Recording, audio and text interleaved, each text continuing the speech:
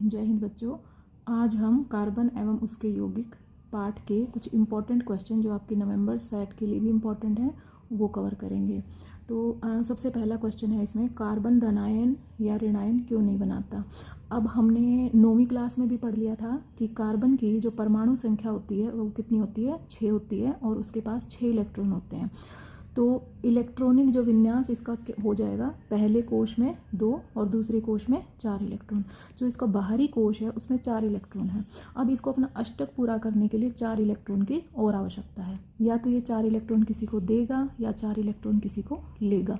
लेकिन देखो, 4 इलेक्ट्रॉन में 4 किसी और के लिए देना भी मुश्किल है और इसको किसी और को देना भी बहुत मुश्किल है।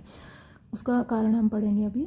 तो इस केस में ये क्या करता है, ये इलेक्ट्रॉन की साझेदारी करता है और साझेदारी करके ये सहसंयोजी आबंध बनाता है किन्हीं 4 अन्य परमाणुओं के साथ। वो कार्बन भी हो सकता है, कोई और परमाणु भी हो सकता है।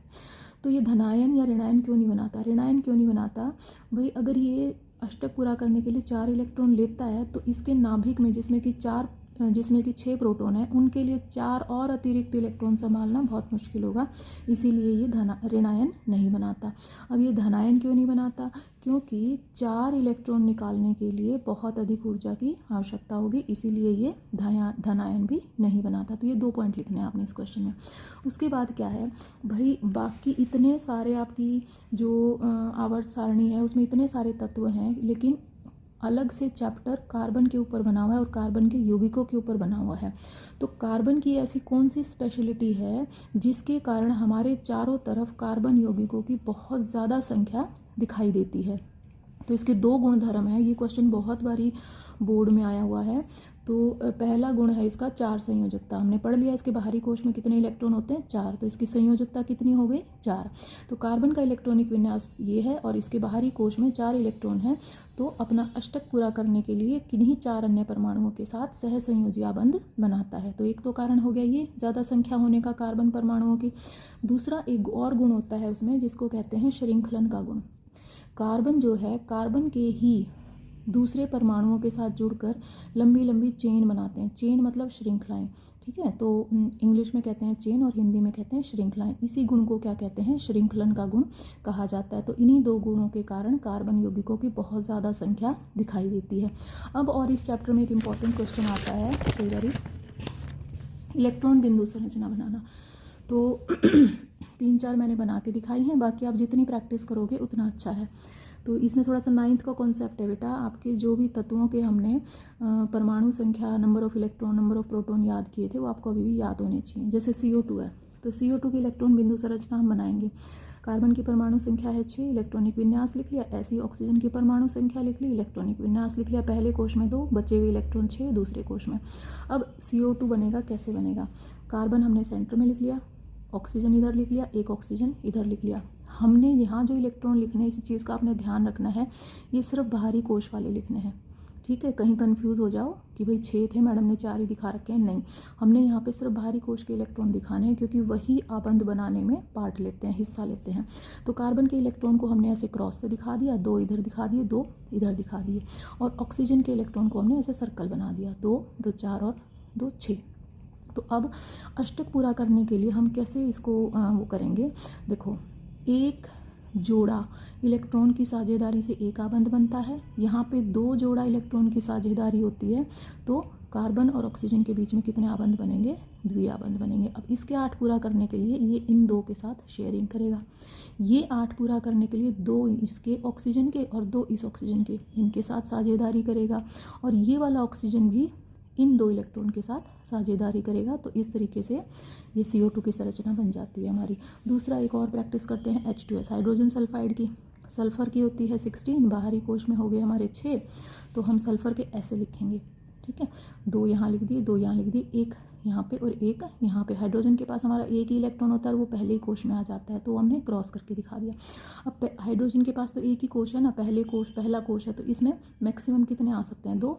तो हाइड्रोजन इस सल्फर के एक इलेक्ट्रॉन के साथ शेयरिंग कर लेगा, तो हाइड्रोजन की तो पूरी हो गई कोश। अब ये वाला हाइड्रोजन है, इसका भी पूरा हो गया। सल्फर का कैसे पूरा होगा, सल्फर जो है इस हाइड्रोजन के साथ भी और इस हाइड्रोजन के साथ भी इलेक्ट्रॉन की साझेदारी करेगा। सिंगल बॉन्ड यहाँ बन जाएगी, सिंगल बॉन्ड यहाँ बन जाएगी, ये हमारी H2S। अब नेक्स्ट बनाते हैं F2 की इलेक्ट्रॉन बिंदु संरचना। तो फ्लोरीन के पास हमारा 9 इलेक्ट्रॉन होते हैं, पहले में 2 आ गए, दूसरे में 7 आ गए। अब इसको तो अष्टक पूरा करने के लिए एक ही चाहिए, तो एक फ्लोरीन यहाँ लिख दिया, एक फ्लोरीन यहाँ लिख दिया, 2 2 4 2 6 और एक यहाँ, 2 2 4 2 6 और एक यहाँ पे। एक ये वाला इसके साथ साझेदारी कर लेगा, ये इसके साथ, और एक कलाबंद बन जाएगा और F2 बन जाएगा। It is very easy. ठीक है, अब नेक्स्ट वन सल्फर का थोड़ा टिपिकल है, ये आप प्रैक्टिस करोगे। देखो अब जो है हमारे सल्फर के बाहरी कोश में होंगे ये, आप अगर आपसे ये वाली कॉम्प्लिकेटेड वाली ना बने तो कम से कम इतना तो आप बना ही आना, S8। ठीक है, तो अब इसके पास बाहरी कोश में 6 इलेक्ट्रॉन है, तो हम उनको कैसे दिखाएंगे, 2 यहाँ, 2 यहाँ, एक यहाँ और इसका एक यहाँ पे।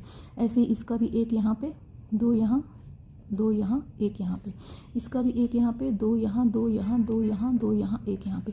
तो हम जब इसका पूरा करेंगे ना तो ऐसे करके दोनों के साथ साझेदारी करके दिखा देंगे। ठीक है, 2 2 4 2 6 और 2 8।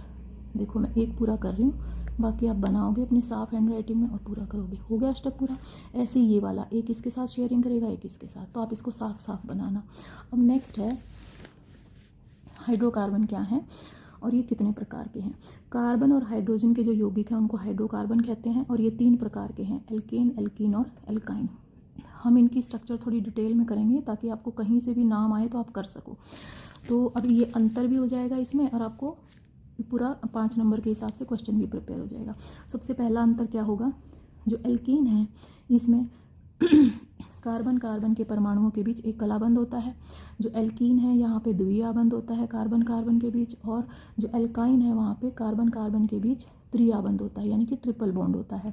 अब जो एकल आबंध वाले हाइड्रोकार्बन होते हैं उनको कहते हैं संतृप्त हाइड्रोकार्बन। क्या कहते हैं, संतृप्त हाइड्रोकार्बन, सैचुरेटेड। और जो द्वि और त्रि वाले हैं, डबल बॉन्ड या ट्रिपल बॉन्ड वाले हैं, उन हाइड्रोकार्बन को कहा जाता है असंतृप्त हाइड्रोकार्बन। ठीक है, अब आ जाते हैं हम नोमेनक्लेचर हम किस तरीके से करते हैं। देखो अगर एक कार्बन एटम है तो हम लिखेंगे मिथ, अगर 2 कार्बन है तो इथ, 3 है प्रॉप, 4 हैं ब्यूट, 5 हैं पेंट, 6 हैं हेक्स, 7 हैं हेप्ट। अब ये तो हम आगे लगाएंगे। उसके बाद अगर एल्केन है, एक कार्बन वाला एल्केन है तो मिथ के आगे हम क्या लगा देंगे, एन। ठीक है, 2 कार्बन वाला एल्केन है तो इथ के आगे हम क्या लगा देंगे, एन, ethane, propane, butane, pentane, hexane, heptane. ठीक है, अब एल्कीन है तो क्या लगा देंगे, ईन, ethene, propene, butene, pentene, hexene, heptene. और एल्काइन है तो आइन लगा देंगे। आगे वाला यही रहेगा हमारा। अब जो मीथेन है ना वो सिर्फ मिथ वाला सिर्फ एल्केन में ही होगा, इन दोनों में नहीं होगा। कारण क्यों, क्योंकि भाई इनमें देखो क्या बताया हमने, कार्बन कार्बन के बीच द्विआबंध, कार्बन कार्बन के बीच त्रिआबंध, यानी कि कार्बन कार्बन के बीच की बात हो रही है, यानी कि 2 कार्बन तो होने चाहिए ना। सेम यहाँ पे 2 कार्बन तो होने चाहिए ना, तभी तो त्रिआबंध होगा। तो यहाँ पे एक वाला मिथ वाला होता ही नहीं है। ठीक है, मिथ वाला यहाँ पे नहीं होता। अब हम सबसे इंपॉर्टेंट पॉइंट पे आते हैं, सामान्य सूत्र। एल्केन का सामान्य सूत्र होता है CnH2n+2। दोबारा बता रही हूँ, CnH2n+2। क्या मतलब है इस चीज़ का, जितने कार्बन होंगे हाइड्रोजन उसके डबल प्लस 2। जैसे मान लिया एक कार्बन है तो 1 गुणा 2, 2 हो गया, जमा 2 4, यानी कि एक कार्बन है तो हाइड्रोजन कितने होंगे, 4। दूसरा है अगर आपके कार्बन 2 हैं तो हाइड्रोजन कितने होंगे, एन की जगह 2 आ गया, 2 दूनी 4 प्लस 2, 4 जमा 2 6, तो C2H6, ये फार्मूला आ गया। ठीक है, अगर हमारे कार्बन कितने हैं 3, तो 3 गुणा 2 6, 6 में 2 ऐड करोगे आपके कितने हो जाएंगे 8। तो नेक्स्ट देख लो C3H8। ठीक है, अच्छा ये और सिंपल है, इसमें कितना है कि जितने कार्बन हैं CnH2n, इसका सामान्य सूत्र होता है CnH2n एल्कीन का, यानी कि जितने कार्बन हैं हाइड्रोजन उसके डबल है, यानी कि 2 कार्बन है तो हाइड्रोजन कितने होंगे 4। क्लियर है, ठीक है। 3 है तो हाइड्रोजन कितने होंगे 6।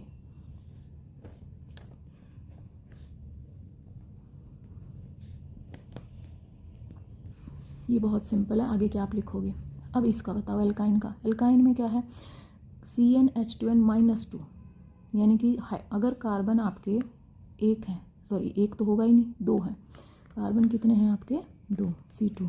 तो हाइड्रोजन बताओ कितने होंगे, 2 दूनी 4, 4 में से 2 गए 2, हाइड्रोजन कितने होंगे 2। ठीक है, दूसरा बताओ, कार्बन है हमारे 3, तो हाइड्रोजन कितने होंगे, 3 दूनी 6, 6 में से 2 गए 4।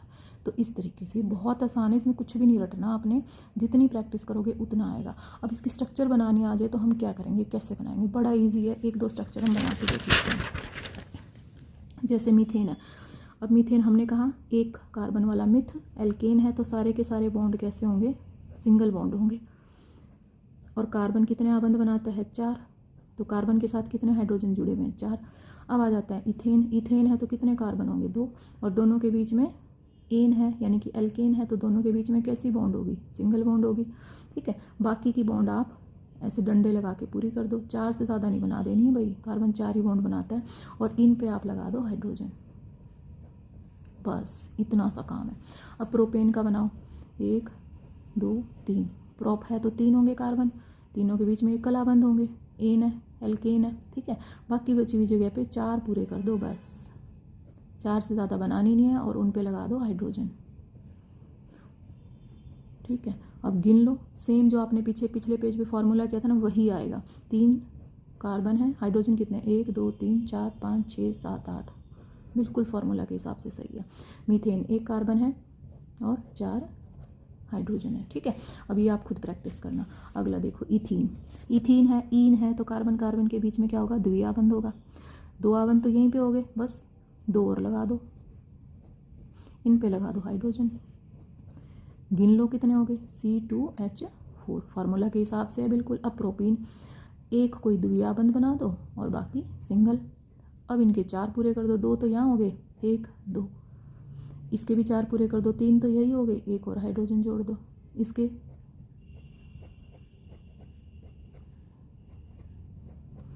ठीक है, 3 कार्बन है और हाइड्रोजन कितने, 1 2 3 4 5 6, सही है, फॉर्मूला के हिसाब से भी। ये आप खुद बनाओगे। अब बनाते हैं इथाइन, भाई आइन है तो 3 आबंध होंगे कार्बन कार्बन के बीच में, 3 तो यहीं पूरे हो गए, एक ही ले सकता है, एक हाइड्रोजन जुड़ सकता है, फॉर्मूला क्या होगा, C2H2, बिल्कुल सही है हमारा। दूसरा बनाओ, एक तो बना दो त्रिआबंध कार्बन कार्बन के बीच में और एक सिंगल बना दो। अब इसके 3 तो यहीं पूरे हो गए, एक हाइड्रोजन यहाँ लगा दिया, इसके तो 4 ही पूरे हो गए, 3 और 1 4, इसके पास हम 3 हाइड्रोजन और जोड़ देंगे, तो क्या होगा C3H4। क्लियर है, ये आप खुद प्रैक्टिस करना।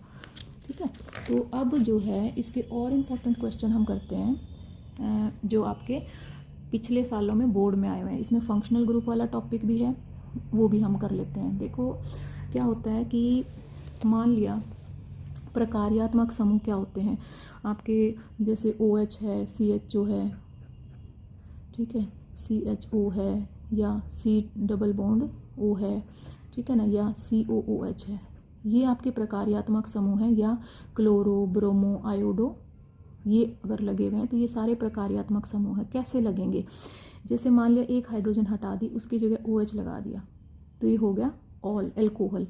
ठीक है, क्या हो गया, ये एल्कोहल, ये हाइड्रोकार्बन से क्या बन गया, एल्कोहल बन गया। ठीक है, अगर आपने CHO ग्रुप लगा दिया, CHO ग्रुप होता है एल्डिहाइड। अगर आपने कीटोन ग्रुप लगा दिया, C डबल बॉन्ड O, ये होता है कीटोन।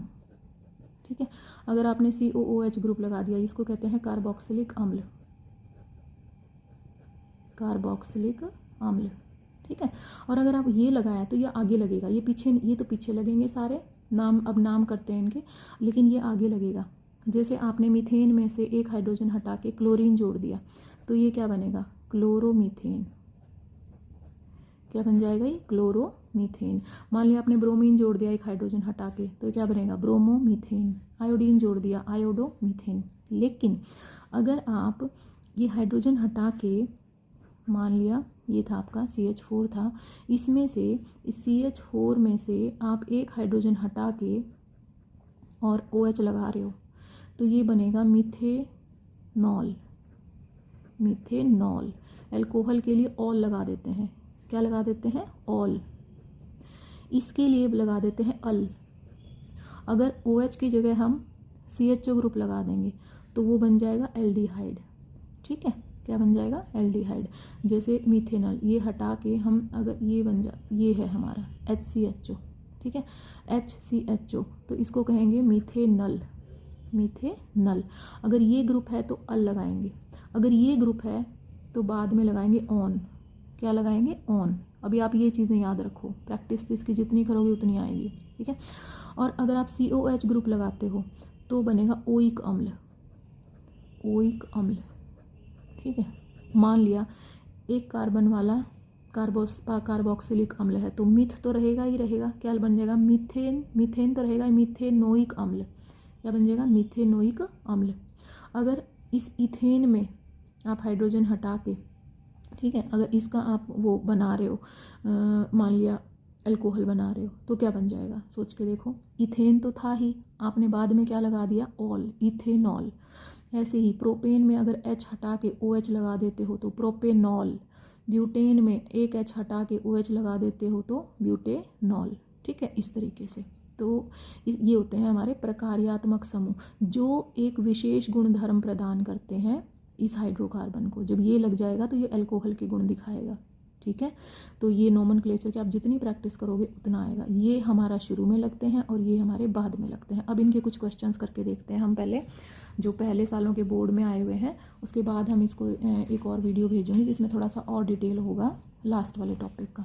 तो कुछ क्वेश्चंस करते हैं, जैसे अच्छा, सहसंयोजी आबंध क्या होते हैं, दो परमाणुओं के बीच इलेक्ट्रॉन के एक युग्म, एक युग्म का मतलब एक पेयर, युग्म का मतलब होता है बेटा जोड़ा, एक पेयर लिख दो, एक जोड़ा लिख दो, कि साझेदारी से बनने वाले आबंध क्या कहलाते हैं, सहसंयोजी आबंध कहलाते हैं। अब प्रोपेन का सूत्र, प्रोप का मतलब क्या हुआ, 3 कार्बन होंगे, ठीक है, एन है तो एल्केन होगा, 3 कार्बन वाला एल्केन प्रोपेन, और फॉर्मूला क्या हो जाएगा हमारा C3H8, यह तो हमने करी है अभी, ठीक है।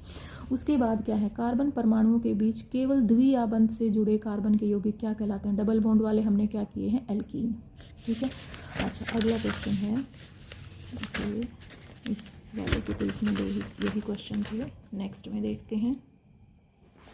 ओके, अब ये बताओ मुझे, यौगिकों की ऐसी श्रृंखला जिसमें कार्बन श्रृंखला में स्थित हाइड्रोजन को एक ही प्रकार का प्रकार्यात्मक समूह प्रतिस्थापित करता है, उसे कहते हैं समजातीय श्रेणी।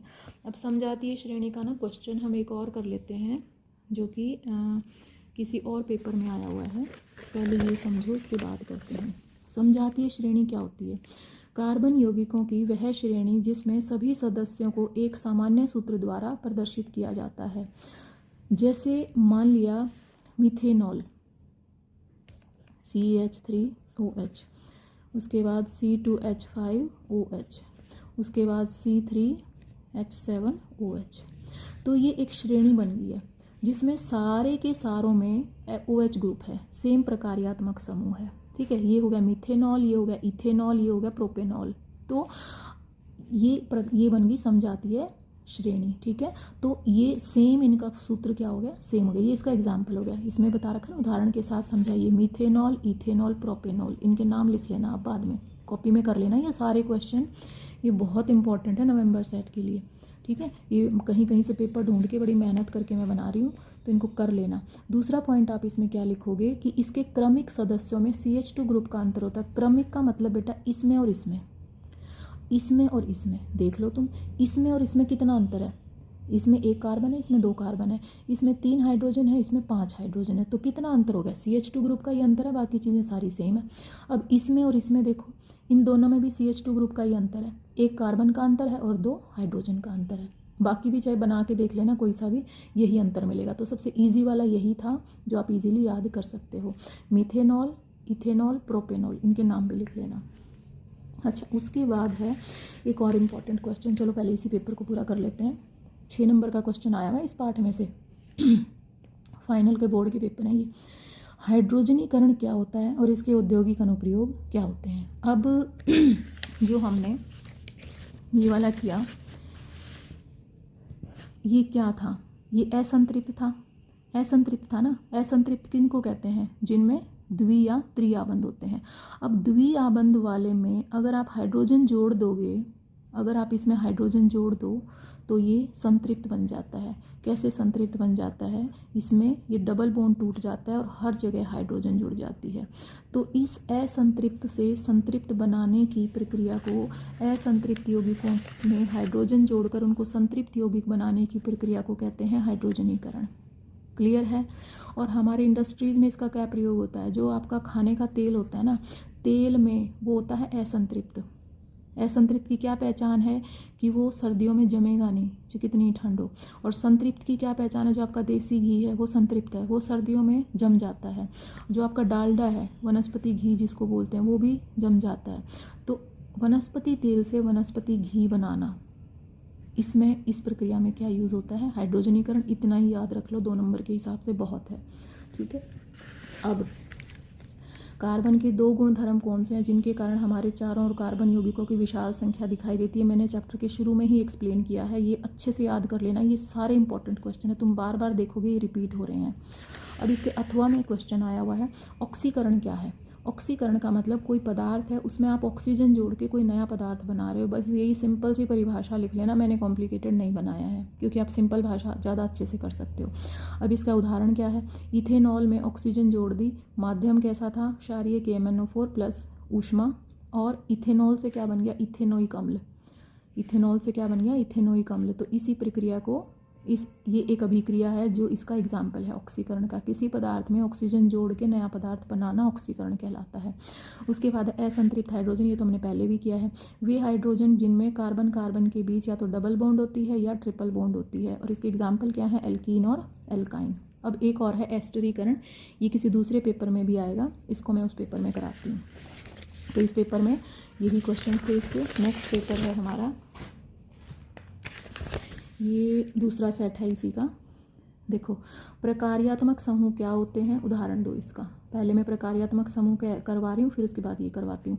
तो हमने पहले भी किया, प्रकार्यात्मक समूह क्या होते हैं, परमाणु या परमाणुओं का वह समूह जो किसी कार्बनिक यौगिक के गुणों का निर्धारण करता है। जैसे हमने एक सिंपलेस्ट कर लिया OH ग्रुप, ठीक है ना। OH ग्रुप क्या होता है, एल्कोहल ग्रुप। तो एल्कोहल ग्रुप को अगर किसी हाइड्रोकार्बन में जोड़ दोगे तो उसमें किसके गुण आ जाएंगे, एल्कोहल के। जैसे CH3OH मिथेनॉल, तो ये एक एल्कोहल बन गया है। ठीक है। उसके बाद बेंजीन की संरचना बनाओ। बेंजीन का फार्मूला होता है C6H6, ये बहुत बार आपके सेट में आई हुई है, ये अच्छे से ड्रॉ कर लेना। तो कार्बन कार्बन कार्बन, 6 कार्बन आपने इस तरीके से चेन में बनाने हैं, और इसके साथ हमने क्या लगा देने हैं, एक एक हाइड्रोजन लगा देना है। और कार्बन 4 आबंध बनाता है, तो 4 आबंध पूरे करने के लिए alternate double single double single double single bond आपने ऐसे ही बनानी है। इस स्ट्रक्चर को मैक्सिमम प्रैक्टिस कर लो, ये बहुत बारी आती है। उसके बाद एक और क्वेश्चन है बेटा यहाँ पे जो थोड़ा सा अलग है, इसको इसी में से याद कर लो और डिटेल नीचे आपको।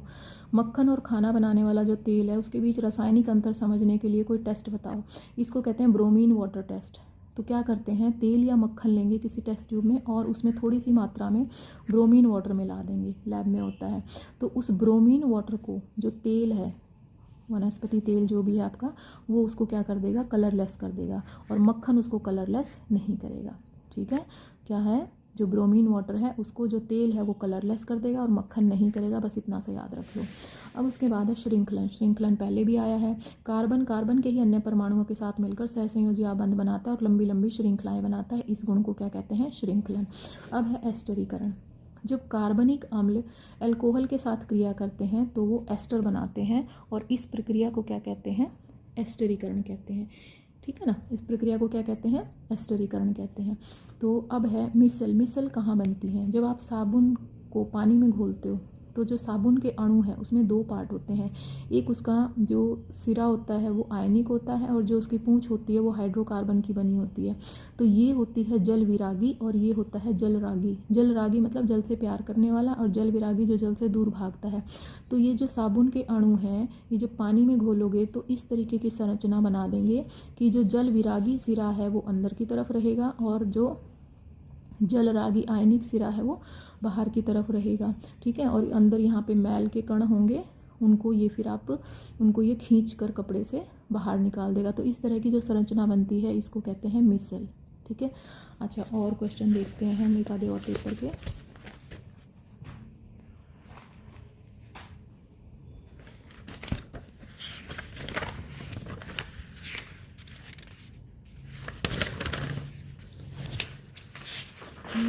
ख्याल से तुम्हारे जो इम्पोर्टेंट वाले थे ना था 1 मार्कर, देखती हूँ अगर मैं इसमें डिटेल मिली। अच्छा, इसमें फिर से दे रखा है, यही सेम क्वेश्चन रिपीट हो रहे हैं। तो देखो, CO2 की इलेक्ट्रॉन बिंदु संरचना हमने पहले ही बना ली। इथेनॉल से इथेनोइक अम्ल में परिवर्तन को ऑक्सीकरण अभिक्रिया क्यों कहते हैं? ऑक्सीकरण क्यों कहते हैं भाई? क्योंकि उसमें ऑक्सीजन ऐड हो रही है। देखो, इथेनॉल से इथेनोइक अम्ल बन रहा है, ये इथेनॉल है और ये इथेनोइक अम्ल है, तो इसको ऑक्सीकरण क्यों कहते हैं? ये क्वेश्चन दूसरे सेट में दूसरी तरीके से आ गया, ठीक है ना। इसको ऑक्सीकरण इसलिए कहते हैं क्योंकि इसमें ऑक्सीजन जुड़ रही है, ऑक्सीजन जुड़कर नया पदार्थ बन रहा है, इसीलिए इसको क्या कह रहे हैं? ऑक्सीकरण कह रहे हैं। अभिक्रिया लिख के और आपने इस तरीके से उसको दिखा देना है, ठीक है। तो मैंने मैक्सिमम इंपॉर्टेंट क्वेश्चंस बेटा रिवाइज करा दिए हैं, और इसका जो बचा हुआ पार्ट है, कुछ क्वेश्चंस मैंने आपको ग्रुप में भेजे हैं। साबुन और अपमार्जक में क्या अंतर है सफाई प्रक्रिया में, तो वो आप लर्न कर लेना। नेक्स्ट वीडियो में कल ट्राई करूँगी। Thank you. ये याद करने हैं अच्छे से और कॉपी में भी लिखने हैं सब बच्चों ने।